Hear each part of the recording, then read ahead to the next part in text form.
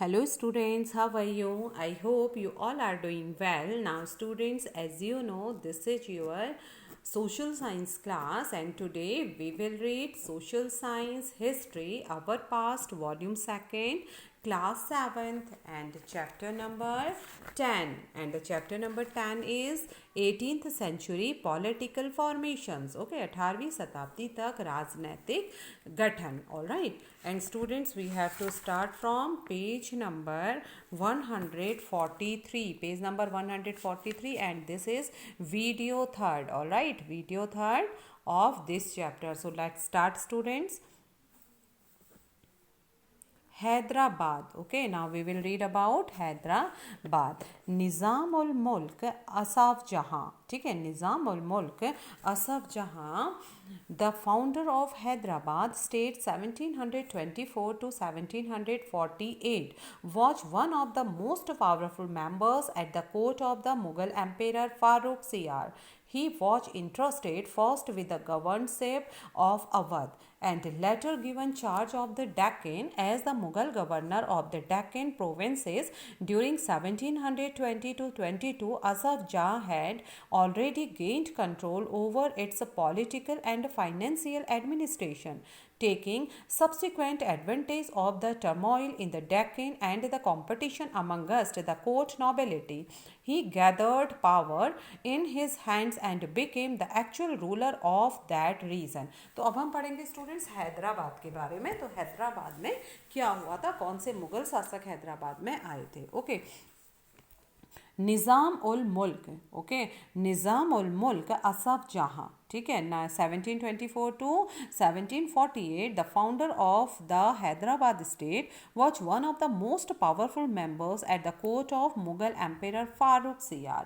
तो निज़ाम उल मुल्क आसफ जहाँ 1724 से 1748, जिसने हैदराबाद राज्य की फाउंडिंग की थी यानी स्थापना की थी, वे इसके फाउंडर थे. ठीक है, तो निज़ाम उल मुल्क आसफ जहाँ जिसने हैदराबाद राज्य की स्थापना की थी, मुगल बादशाह फर्रुख सियर के दरबार का एक अत्यंत शक्तिशाली सदस्य था. ठीक है, powerful members at the court of the Mughal emperor Farooq सियार. तो निज़ाम उल मुल्क आसफ जहाँ जिसने हैदराबाद राज्य की स्थापना की थी, वे मुगल बादशाह फर्रुख सियर के दरबार का एक अत्यंत शक्तिशाली सदस्य था. He was interested first with the governorship of Awadh and later given charges of the Deccan. Okay, तो उसने स्टूडेंट सर्वप्रथम अवध की उसको गवर्नरशिप सौंपी गई थी, उसको अवध की सूबेदारी सौंपी गई और बाद में उसे पूरे दक्कन का कार्यभार दे दिया गया. And later given charger of the Deccan, और बाद में उसको क्या किया गया,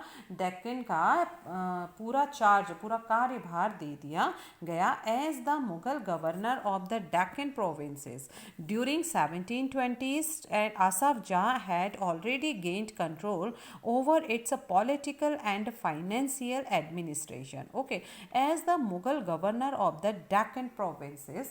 तो जैसे कि 1720 से 1722 के मध्य ही दक्कन प्रांतों का जो सूबेदार होने की वजह से आसफ जहाँ के पास पहले से ही राजनीतिक और वित्तीय प्रशासन का पूरा कंट्रोल था. ठीक है, as the Mughal governor the Deccan provinces during 1720 to 22, Asaf Jah जो थे, ठीक है, Asaf Jah had already gained control over its political and financial administration. तो उनको पूरा पॉलिटिकल, राजनीतिक भी और फाइनेंशियल यानी वित्तीय प्रशासन का पूरा नियंत्रण हो गया था. कब, 1720 से लेकर 1722 के मध्य ही दक्कन प्रांतों का सूबेदार होने की वजह से आसफ जहाँ के पास पहले से ही राजनीतिक और वित्तीय प्रशासन का पूरा नियंत्रण था. Okay, taking subsequent advantage of the turmoil. Okay, taking subsequent advantage of the turmoil in the Deccan and the competition amongst the court nobility, he gathered power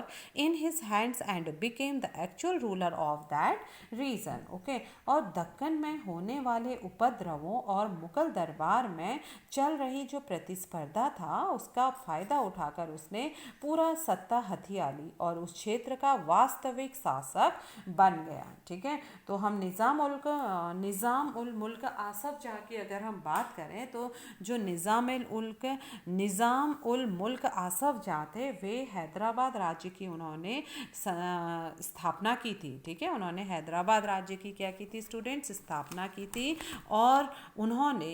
और वे जो थे वे मुग़ल बादशाह फ़र्रुखसियार, ठीक है, मुग़ल बादशाह फ़र्रुखसियार के दरबार का एक अत्यंत महत्वपूर्ण अत्यंत सदस्य थे, शक्तिशाली सदस्य थे। उन्हें तो सर्वप्रथम अवध की सूबेदारी सौंपी गई थी और बाद में उन्हें दक्कन का कार्यभार दे दिया गया। ओके, और 1720 से 1722 के मध्य ही दक्कन प्रांतों का सूबेदार होने की वजह से आसफ जहाँ के पास पहले से ही राजनीतिक और वित्तीय प्रशासन का पूरा नियंत्रण था और दक्कन में होने वाले उपद्रवों और मुगल दरबार में चल रही प्रतिस्पर्धा का फायदा उठाकर उसने वहाँ की पूरी सत्ता हथिया ली और उस क्षेत्र का वास्तविक शासक बन गया। ठीक है, और उस क्षेत्र का क्या बन गया, वास्तविक शासक बन गया। Okay, now second paragraph. Asaf Jah brought skilled soldiers and administrators from northern India who welcomed the new opportunities in the south. He appointed mansabdars and granted jagirs. Although he was still a servant of the Mughal emperor, he ruled quite independently without seeking any direction from Delhi or facing any interference. The Mughal emperor merely confirmed the decisions already taken by the Nizam ul Mulk Asaf Jah. So Asaf Jah brought skilled soldiers and administrators from northern India who welcomed the new opportunities in the south. Okay, तो आसफ जहाँ अपने लिए जो skilled soldier थे, जो कुशल सैनिक थे and administrator और प्रशासक थे, उनको वह उत्तरी भारत से नॉर्दर्न इंडिया से लेकर आया था और वे दक्षिण में नए अवसर पाकर न्यू अपॉर्चुनिटीज़ पाकर बहुत प्रसन्न थे। ठीक है, तो आसफ जहाँ ने क्या किया था, आसफ जहाँ अपने लिए कुशल सैनिकों तथा प्रशासकों को उत्तरी भारत में लाया था और वे दक्षिण में नए अवसर पाकर नई अपॉर्चुनिटीज़ पाकर बहुत अधिक खुश थे। ही अपॉइंटेड मनसबदास एंड ग्रांटेड जागीर्स, और उनको मनसबदार नियुक्त किया गया और इन्हें जागीरें भी प्रदान की गई। ठीक है, तो आसफ जहाँ ने क्या किया, उनको मनसबदार नियुक्त किया और उनको अपनी काफ़ी जागीरें भी दी।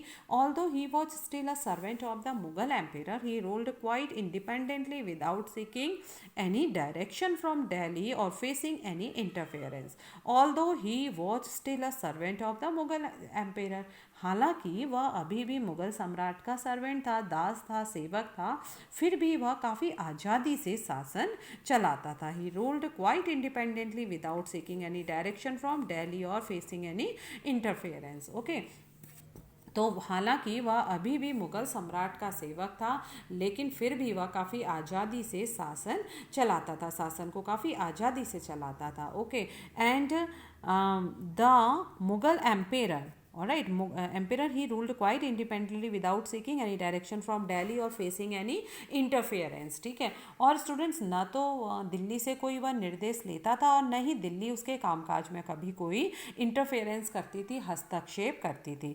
The Mughal empire merely confirm the decisions already taken by the Nizam ul Mulk Asaf जहाँ। ठीक है, और मुगल बादशाह तो केवल निज़ाम उल मुल्क आसफ जहाँ द्वारा पहले से लिए गए निर्णयों की पुष्टि कर दिया करते थे। ठीक है, the state of Hyderabad was constantly engaged in a struggle against the Marathas to the west and with independent Telugu warriors chiefs nayakas of the plateau. The ambitions of the Nizam ul Mulk Asaf Jah to control the rich textile producing areas of the Coromandel coast in the east were checked by the British, who were becoming increasingly powerful in that region. Okay, the state of Hyderabad.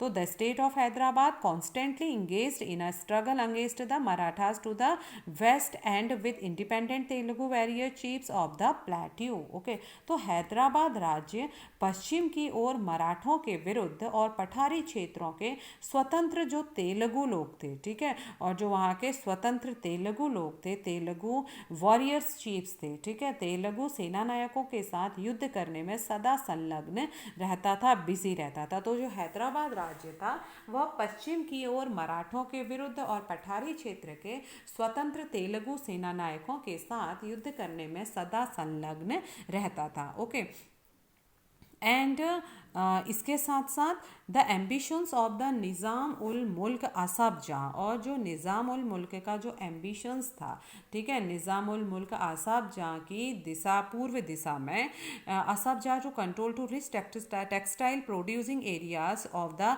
Coromandel coast in the east were checked by the British who were becoming increasingly powerful in that region। Okay, और इस प्रकार से पूर्व दिशा में निज़ाम उल मुल्क आसफ जहाँ कोरोमंडल तट पर स्थित जो टेक्सटाइल थे, जो कपड़ों के उत्पादक जो थे, धन संपन्न क्षेत्र पर अपना नियंत्रण प्राप्त करने की महत्वाकांक्षा वो रखता था। ठीक है, उसकी जो आकांक्षा थी, महत्वाकांक्षा थी, वो ये थी कि वे निज़ाम उल मुल्क आसफ जहाँ कोरोमंडल तट पर अपने कपड़ों के धन संपन्न क्षेत्र पर अपना नियंत्रण प्राप्त करे।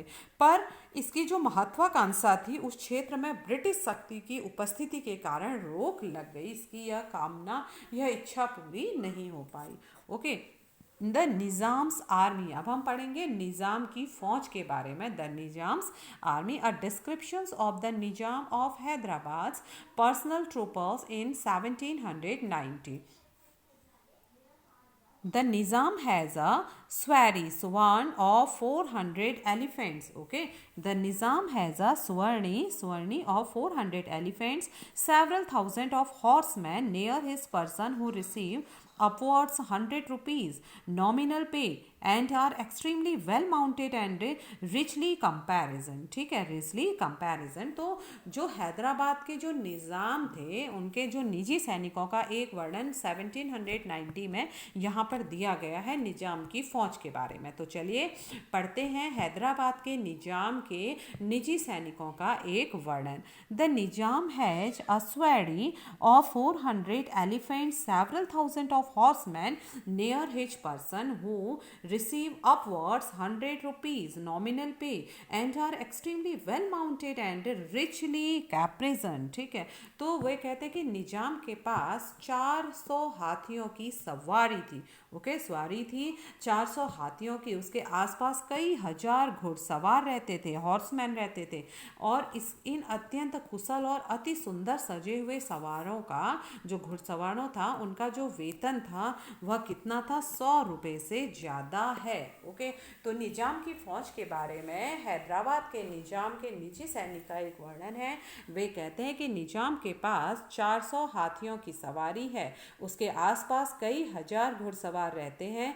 इन अत्यंत कुशल और अति सुंदर सजे हुए सवारों का जो वेतन है, सांकेतिक जो वेतन है, वह 100 रुपये से ज़्यादा है। तो इसका इन्होंने बहुत ही अच्छा उल्लेख किया है।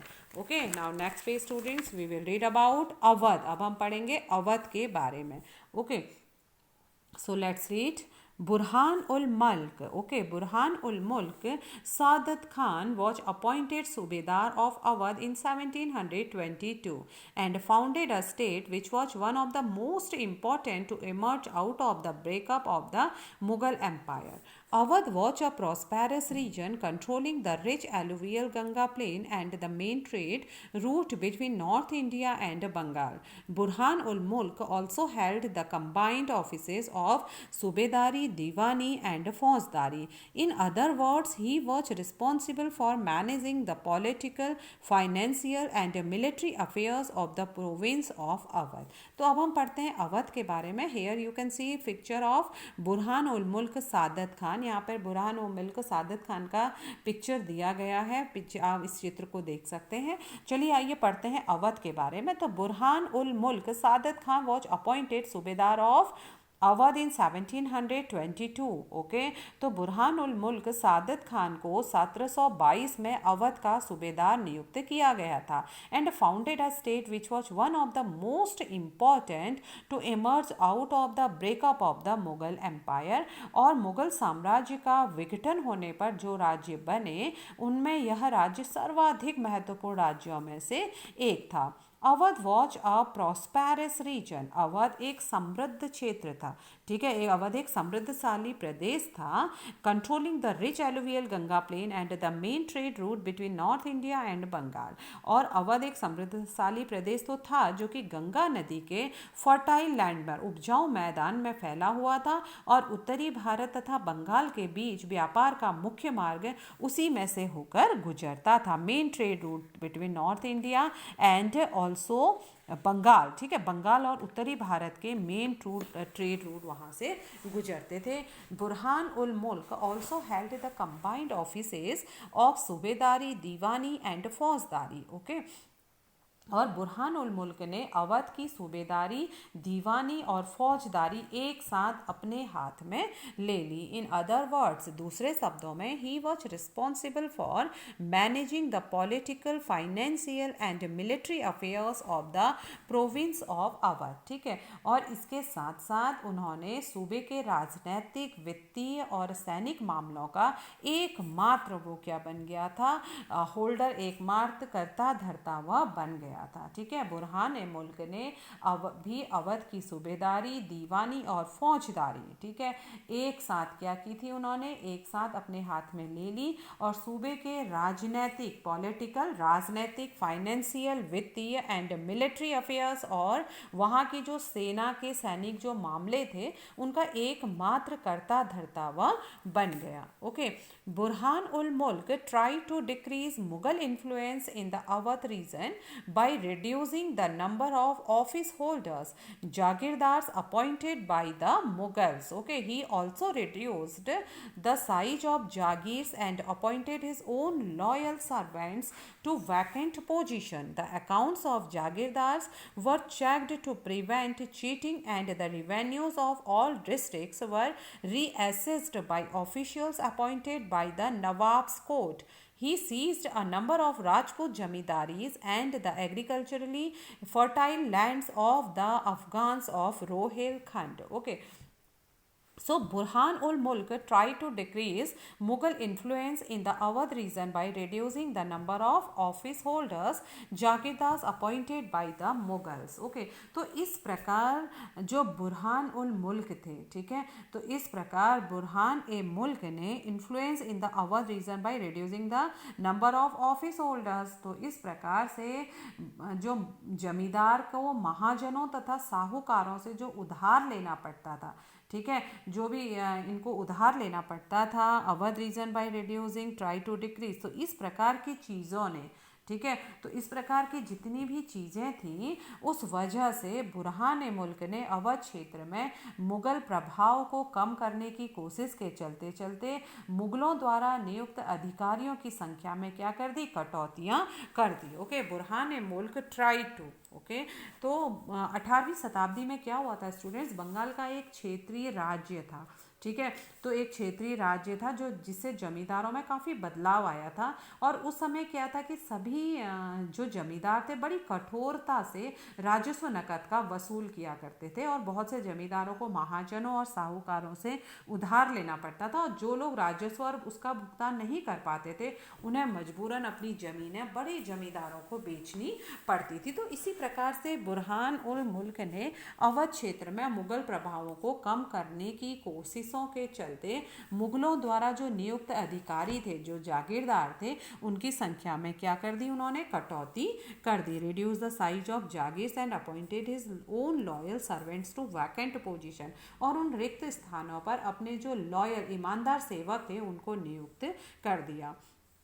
The accounts of Jagirdars were checked to prevent cheating, and the revenues of all districts were reassessed by officials appointed by the Nawab's court. और धोखाधड़ी को रोकने के लिए जागीर अधिकारियों के खातों व लेखों की जांच की गई, ठीक है, और नवाब के द्वारा नियुक्त अधिकारियों द्वारा सभी जिलों का राजस्व फिर से निर्धारित किया गया। He seized a number of Rajput zamindaris and the agriculturally fertile lands of the Afghans of Rohilkhand. Okay, और क्या किया था स्टूडेंट्स उन्होंने, एक तो सभी नवाब के दरबार द्वारा नियुक्त अधिकारियों द्वारा सभी जिलों के राजस्व का फिर से निर्धारण किया, और उसने अनेक राजपूत जमींदारियों और रुहेलखंड के अफगानों की उपजाऊ कृषि भूमियों को अपने राज्यों में मिला लिया। Okay, the state dependent on local bankers and mahajans for loans. It sold the right to collect tax to the highest bidders. These revenue farmers either thus agreed to pay the state a fixed sum of money. Local bankers guaranteed the payment of this contracted amount to the state. In turn, the revenue farmers were given considerable freedom in the assessment and collection of taxes. These developments allowed new social groups, okay, like money lenders and bankers. The state dependent on local bankers and mahajans for loans. ठीक है, तो इस प्रकार राज्य ऋण प्राप्त करने के लिए स्थानीय सेठ, साहूकारों, ठीक है, लोकल बैंकर्स, और जो वहाँ के स्थानीय सेठ थे और जो साहूकार थे, महाजन थे, उनसे उन पर वह निर्भर रहता था। मीन्स कि राज्य ऋण प्राप्त करने के लिए स्थानीय सेठ, साहूकारों और महाजनों पर निर्भर रहता था। It sold the right to collect tax to the highest bidders, ठीक है, और राज्य राजस्व का ठेका सबसे ऊंची बोली लगाने वाले इजारेदार, बाइडर्स जो बोली लगाते थे उनको देता था। ठीक है, तो राज्य जो था राजस्व का ठेका सबसे ऊंची बोली लगाने वालों को यानी बेडर्स को, इजारेदार को देता था। दीज रिवेन्यू फार्मर्स, अब जो ये रिवेन्यू फार्मर्स थे, जो राजस्व किसान थे, तो इनको एक इजारदार agree to pay the state of fix sum of rupees, sum of money. तो इजारेदार राज्य को एक निश्चित रकम के भुगतान का वचन देते थे। Local bankers guaranteed the payment of this contracted amount to the state, और जो लोकल बैंकर्स थे, जो स्थानीय साहूकार थे, राज्य को ठेके की इस रकम के भुगतान की गारंटी देते थे। इन टर्न, बदले में the revenue farmers were given considerable freedom in the assessment and collection of taxes. दूसरी ओर जो इजारेदार को कर का मूल्यांकन करने और उसे एकत्र करने की विशेष छूट दे दी गई थी। दीज डेवलपमेंट्स, ओके, दीज जो डेवलपमेंट थे, ये जो विकास थे, ये क्या थे, अलाउड न्यू सोशल ग्रुप्स, इसने नए सामाजिक समूह बना दिए। इन परिवर्तनों के फलस्वरूप साहूकारों को और महाजनों को, like money landers and bankers, ठीक है, तो ये डेवलपमेंट ने नए सामाजिक समूह जैसे कि मनी लैंडर्स और बैंकर्स, साहूकार और महाजन जैसे कई नए टू इन्फ्लुएंस कई नए management of the state revenue system. तो इन परिवर्तनों के फलस्वरूप साहूकारों और महाजनों जैसे कई नए सामाजिक समूह राज्य की राजस्व प्रणाली के प्रबंध को प्रभावित करने लगे। जो ये परिवर्तन हुए, इजारदार में जो परिवर्तन हुए, उनको मूल्यांकन करने की और एक कर एकत्र करने की क्या दे दी गई थी, विशेष छूट दे दी गई थी। तो इस प्रकार के जो परिवर्तन हुए, इन परिवर्तनों के फलस्वरूप साहूकारों और महाजनों जैसे कई नए सामाजिक समूह राज्य की राजस्व प्रणाली के संबंध के प्रबंध को प्रभावित करने लगे, जो कि पहले कभी नहीं हुआ था। Okay, system something which had not occurred in the past, जो कि ऐसा पहले कभी नहीं हुआ था। ओके, तो हमने देखा कि राज्य ऋण प्राप्त करने के लिए क्या करने लगा था, स्थानीय सेठ, साहूकारों और महाजनों पर निर्भर रहता था, और इस प्रकार राज्य राजस्व का ठेका सबसे ऊंची बोली लगाने वाले इजारेदार को देता था, और इजारेदार राज्य को एक निश्चित रकम के भुगतान का वचन देते थे। ठीक है, और क्या था स्टूडेंट, जो वहाँ के स्थानीय साहूकार थे, स्थानीय साहूकारों को राज्य को ठेके की इस रकम के भुगतान की गारंटी देते थे, और दूसरी ओर जो इजारेदार थे, ठीक है, और दूसरी ओर कौन थे, जो इजारदार थे, उनको कर का मूल्यांकन करने और और उसे एकत्र करने की छूट दे दी गई। और इन परिवर्तन के फलस्वरूप साहूकार और जो महाजन थे जैसे कई नए सामाजिक समूह बने और राज्य का राजस्व प्रणाली के संबंध को प्रभावित करने लगे, और जो कि पहले कभी नहीं हुआ था। ओके, तो ये था हमारे अवध के बारे में। Now tomorrow we will read about Bengal. Okay, and today class is over, students.